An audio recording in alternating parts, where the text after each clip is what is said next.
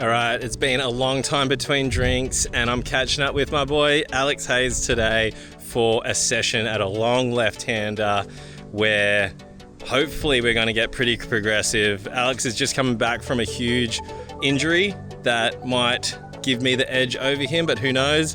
But yeah, we're running over on the jet ski. I'm riding the 700X, extra small fuse, 150 tail. I've got my 80 plus mast with my Cruiser V2, the 5.3, that's 28.5 litres. And then Alex is riding his North Gear. Not exactly sure what he's got, but I'm sure he'll be able to clue you in. But let's see out there.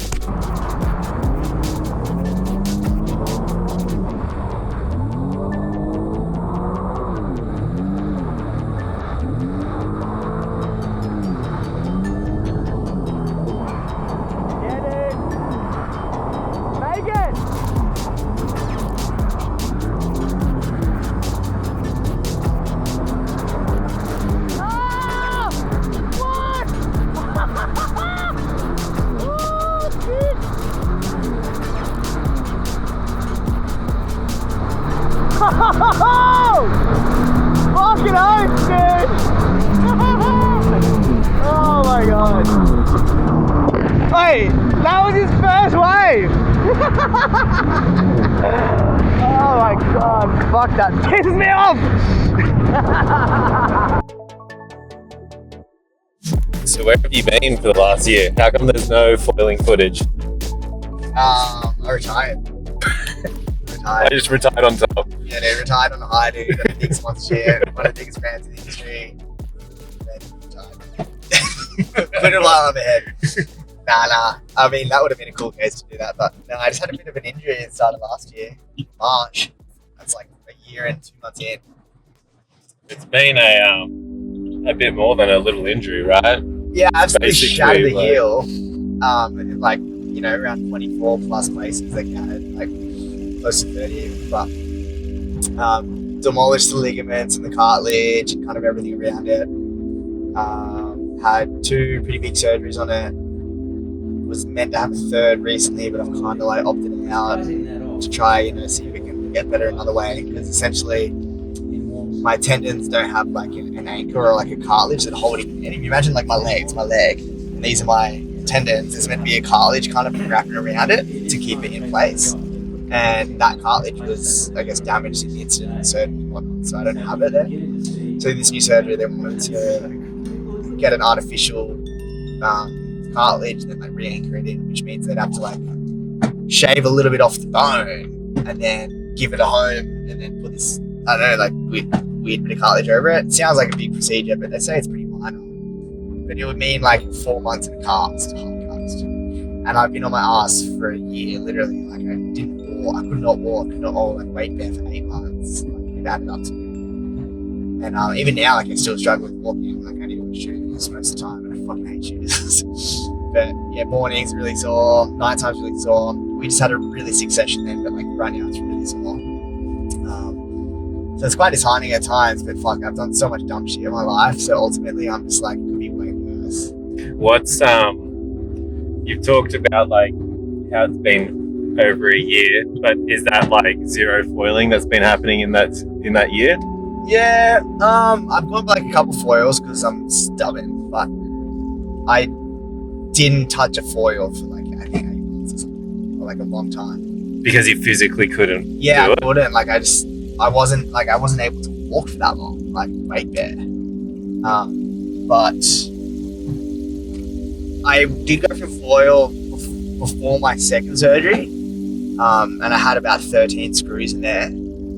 And it would not move. My ankle would not move. Like I could just walk, but like so sore. And a lot of my nerves were damaged as well. I forgot that. So it's like nerve pain and nerve injury is like a really annoying, unpredictable thing, because one day you can do everything the same and it has a completely different reaction. Like it's got a personality of its own kind of thing, which is quite interesting. It's almost like it's influenced by the nervous system with the nerves. So it's like if I'm stressed, my foot will be sore. Wow. Like I've gone to a movie before. I walked into the movie and it was Avatar 3, really fucking movie. but couldn't walk out of it. And like, this is like while walking good, and then watch a 3-hour movie sitting down. I guess like so into it that like for some reason throughout that movie, my nerves were like, I don't know, and I couldn't walk out. My mates had to carry me out.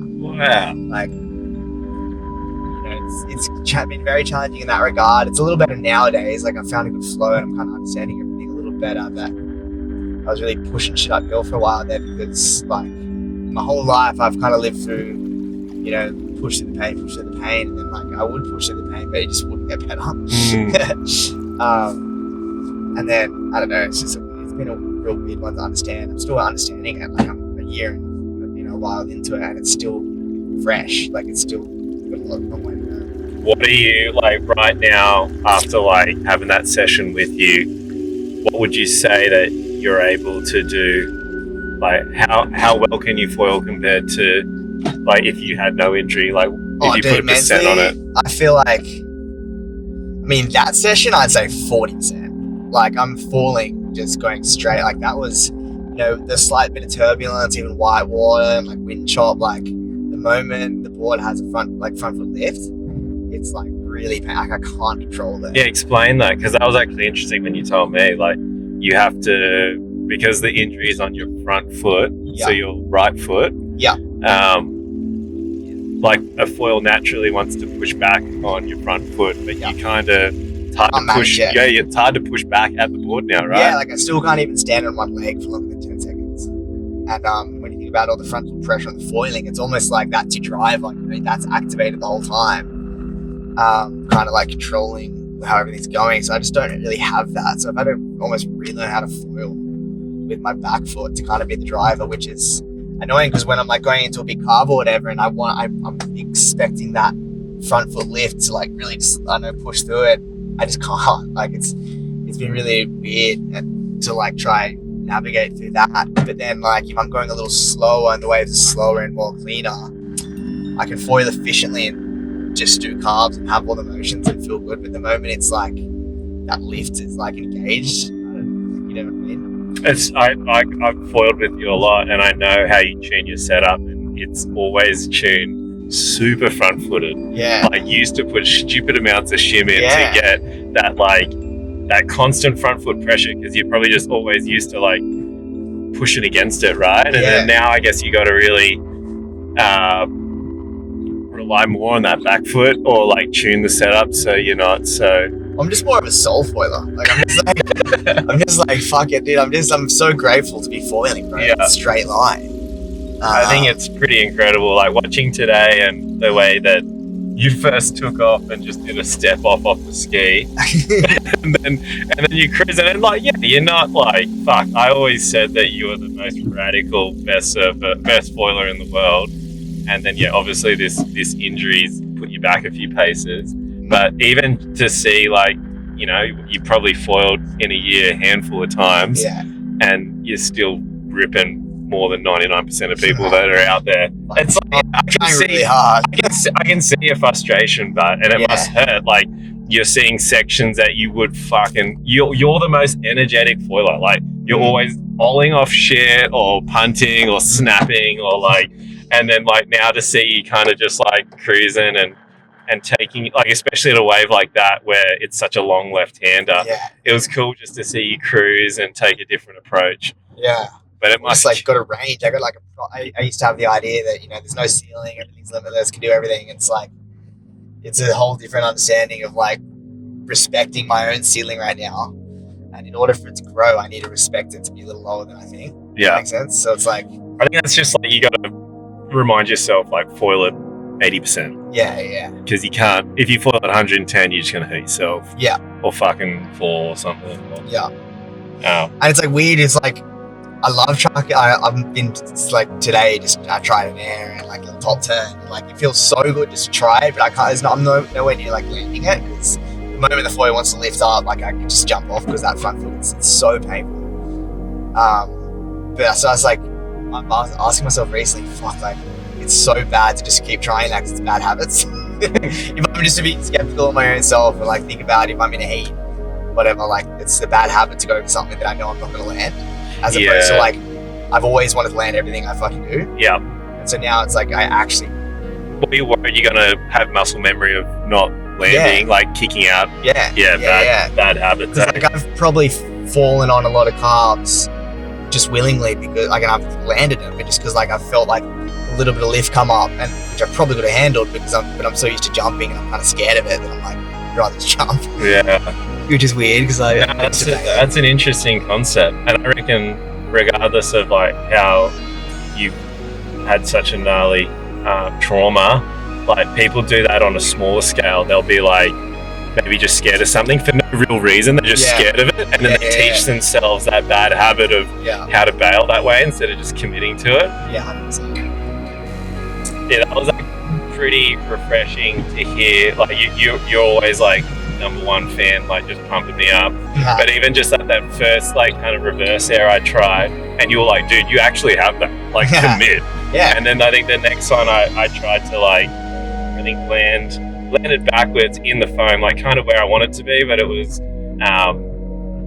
just like a gnarly landing. Like it was a tricky one. It would have been nice to have like a fluffier landing. But you fully have that. I just think like you're still kind of like doing it and almost surprising yourself a little bit. Yeah. You know, so you're kind of not committing to going back on the face, so you're kind of going off the wave. But if you just like throw your weight forward a little bit more, you actually have it. Yeah. It'd be interesting because I've seen like the air guys like Noah and stuff. You can land backwards on a foil and spin around. He swears that it's better than it's better than surfboards.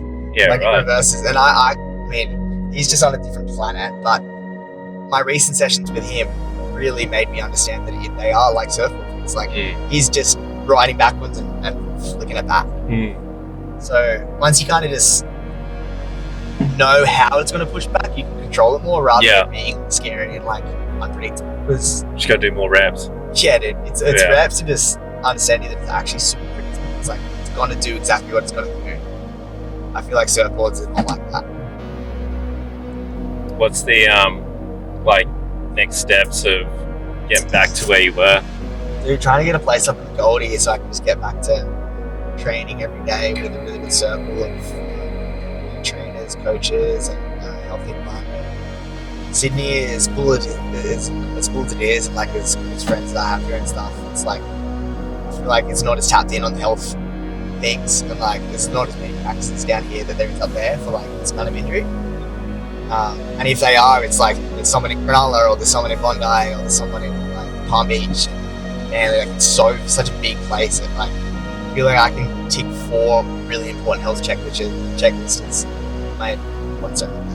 I feel like I can tick like 4 different categories of health benefits, trainers and specialists, doctors and physios in Coolangatta, like in the space of 5 minutes.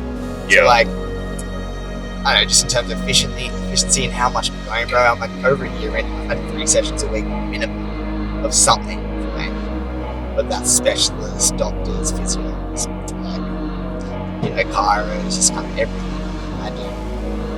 And I've been told multiple times by many doctors that like I won't be able to run the same again, I won't be able to jump, and like I won't be able to do most of those things again. So as you can imagine, it's like it's hard. Like, almost the more fucked up to make it sound, the fight up again. Yeah, totally. I think that's your personality. Like you're kind of like the mongrel that wants to hear they can't do something because they want to prove that you can. Yeah. And I think that's nearly like a little fire that you need under you. 100%. Because like no one wants to be told what they can or can't do.